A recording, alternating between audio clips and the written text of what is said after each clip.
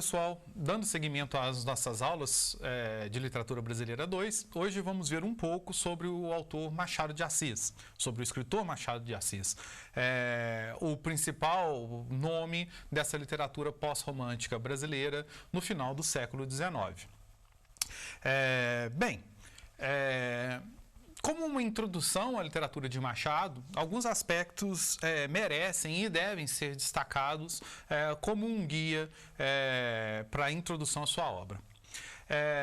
Um dos pontos chaves, ou uma das características marcantes do autor, é justamente o seu estilo peculiar, aquilo que nós podemos chamar de um estilo machadiano, né? E que se caracteriza por alguns aspectos relevantes, que nós vamos enumerar agora. O primeiro deles é o que nós podemos chamar de um refinamento da linguagem, ou seja, uma certa elegância, comedimento e polidez da linguagem machadiana, né? Que nunca vai procurar chocar, né? Ou agredir o pudor da sociedade daquela época, por exemplo, tá? Então, daí podemos falar justamente de uma linguagem refinada, né? De uma linguagem elegante, de uma linguagem comedida, de uma linguagem polida e que vai, por conta disso, fazer o uso de vários artifícios, como subentendidos, alusões e eufemismos, quando precisar se referir a aspectos mais sórdidos, a aspectos mais negativos presentes nas suas narrativas ou nas suas personagens. Com isso, esse refinamento da linguagem vai permitir à prosa machadiana dar um certo ar de naturalidade àquilo que ao leitor vai claramente parecer um desvio moral, um desvio de comportamento, um desvio da norma social, ou pelo menos daquilo que deveria ser compreendido como a norma social ou pessoal, e etc. Bem, esse refinamento da linguagem vai, portanto, se harmonizar com o que nós podemos também chamar de uma fina ironia machadiana, famosa ironia machadiana, né?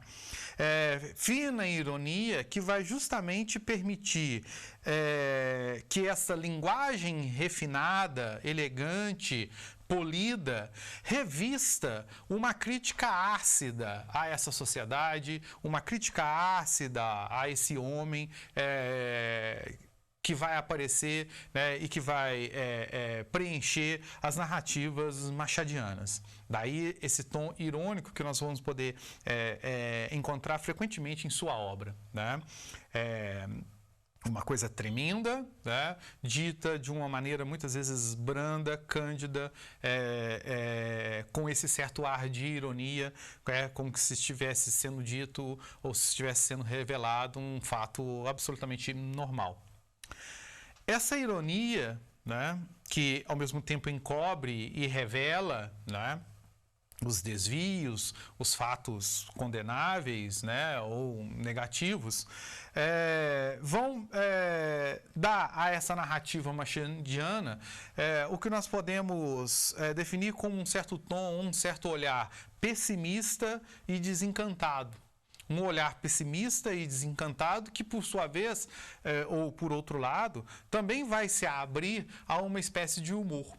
Mas não um humor, diremos, alegre, né, e ingênuo, mas sim um humor crítico, um humor ácido, um humor em que vamos poder reconhecer exatamente um certo desencantamento e um certo pessimismo em relação ao homem e à sociedade. Outro aspecto destacado desse estilo machadiano é o que nós podemos identificar como um certo distanciamento da técnica realista naturalista. E essa é uma questão paradoxal e uma questão interessante, que na qual nós não vamos nos aprofundar hoje, né? Mas que me parece ser destacada. Ou seja, o fato de que o Machado de Assis, aquele considerado é como o principal autor realista da literatura brasileira, né?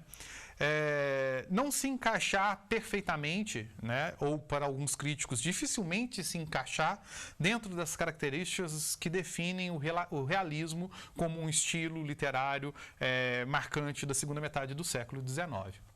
Bem, o que nós temos tentado, o que nós queremos destacar aqui é justamente esse distanciamento da técnica machadiana, né, da técnica realista naturalista que vai marcar as principais obras desse período. Tal distanciamento pode ser identificado quando observarmos, por exemplo, os narradores dos contos e dos romances de Machado, que muitas vezes serão o que nós podemos chamar de um narrador intrometido. Ou seja, o oposto daquele narrador distante, daquele narrador objetivo, né, que de certa maneira vai caracterizar a narrativa objetiva, que é a narrativa realista, naturalista.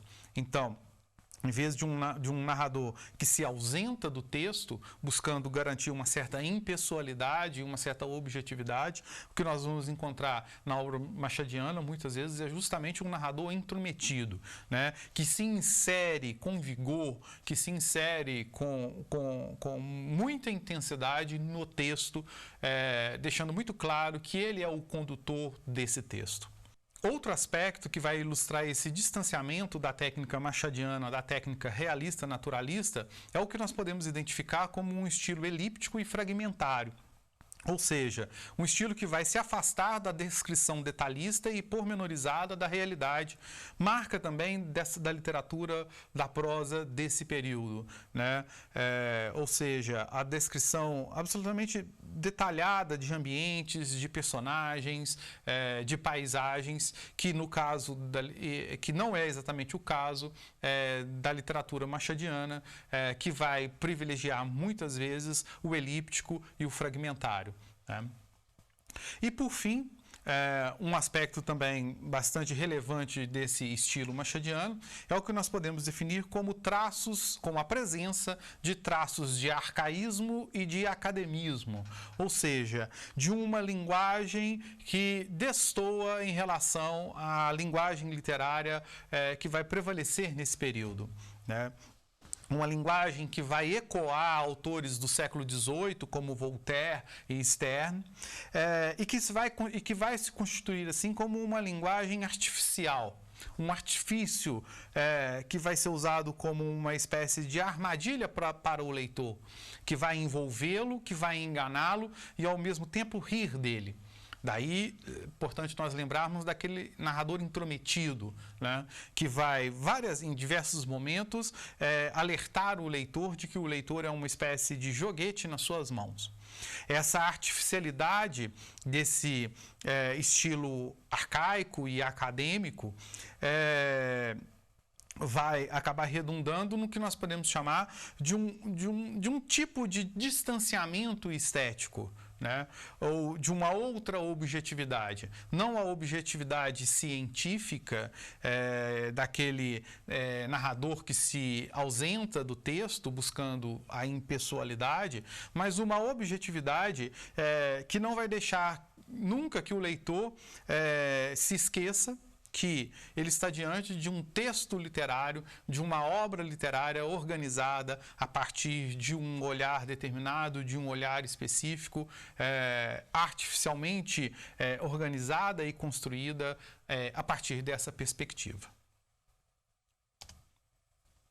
Bem, como uma ilustração desse estilo machadiano, trago para vocês uma citação do crítico Antônio Cândido, retirada do seu livro Vários Escritos.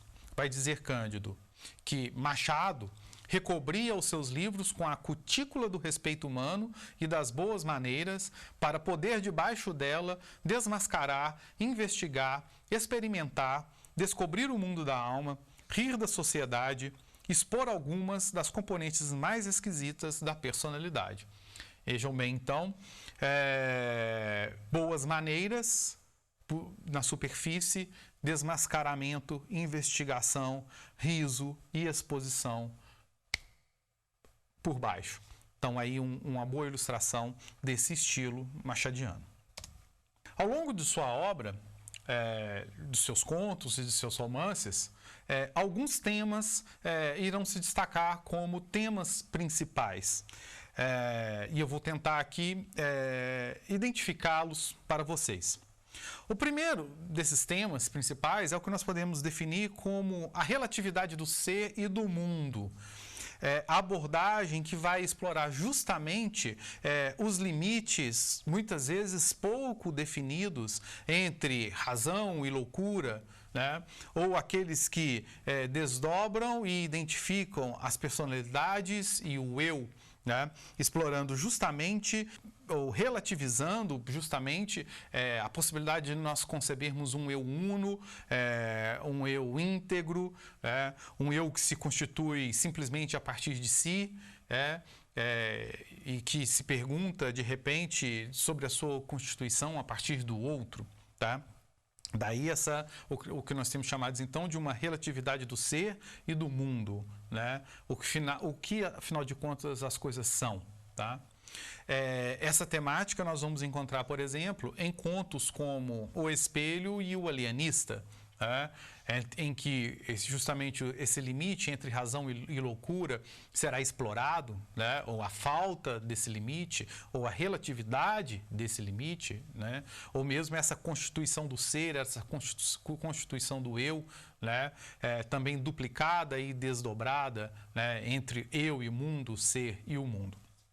Um outro tema bastante significativo e, de certa maneira, também um pouco relacionado com esse primeiro, é o que nós podemos identificar como a fronteira entre a imaginação e a realidade. Mais uma vez, trabalhando em cima de uma certa relatividade, né? Esse é o tema, por exemplo, que nós vamos ver ser bem explorado no romance Dom Casmurro, né? Onde a reversibilidade entre o que aconteceu e o que se pensa que aconteceu constitui o romance, né? Nós temos o personagem Bentinho, que imagina que a esposa Capitu o traiu, mas o que o romance nos permite observar é justamente essa reversibilidade, né? Essa fronteira tênue, vamos dizer assim, permeável entre aquilo que efetivamente aconteceu e aquilo que o narrador, né, imagina, pensa que aconteceu.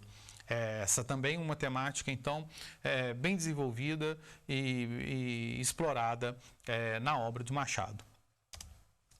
Outro tema bastante presente também na sua prosa é o que nós podemos definir como a busca da perfeição e que vai, de certa maneira, nos colocar diante do que podemos chamar do drama da impotência do homem, tá?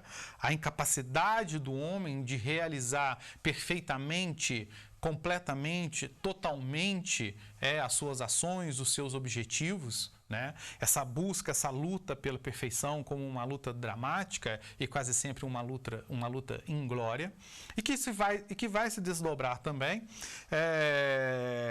numa espécie de questionamento sobre o sentido das ações desse homem, né? O porquê desse homem agir, o porquê desse homem fazer, né? O porquê desse homem se entregar a essa tarefa, né? A qual ele quer perfeita, mas cuja perfeição é sempre inatingível, né? Portanto, uma ação fadada ao fracasso, tá? Então, tanto esse drama dessa impotência, dessa busca, como o questionamento do sentido, do significado, da razão dessa busca, da razão da própria ação que leva a essa busca, como questões pertinentes a esse tópico.